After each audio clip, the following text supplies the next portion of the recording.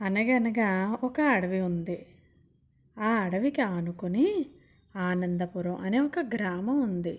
ఆ అడవిలో తాబేలు, మొసలి, ఏనుగు, మిగతా జీవులన్నీ నివసించేవి. తాబేలుని అడవిలో ఉన్న అన్ని జంతువులు ఆట పట్టించేవి. ఒకసారి తాబేలు ఏదో పని మీద నేల మీద నెమ్మదిగా నడుచుకుంటూ వెళ్తుంది.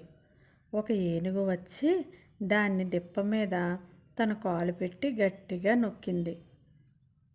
తాబేలు భయంతో వెనక్కి తిరిగి చూసింది. బెదిరిపోయావా బుజ్జి తాబేలు? అయినా ఏనుగంటే ఏ జంతువుకు భయం ఉండదు చెప్పు అంది ఏనుగు. లోపల హడలిపోతున్న ఆ బెరుకును తాబేలు బయటకు చూపించలేదు. నాకెందుకు భయం?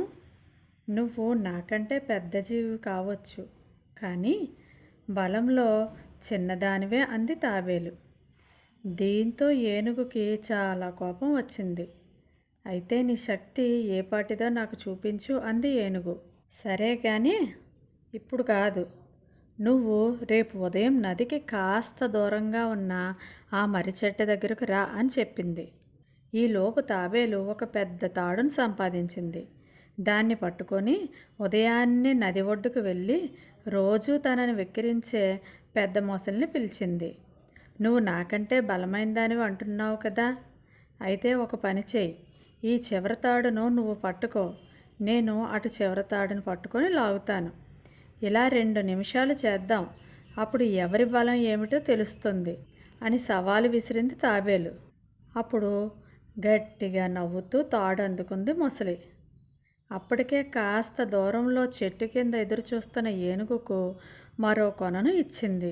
నువ్వు ఈ చివర పట్టుకో, నేను అటువైపు వెళ్ళి 2వ కొన లాగుతాను. ఇలా 2 నిమిషాలు చేద్దాం అని ఏనుగుతో చెప్పింది తాబేలు.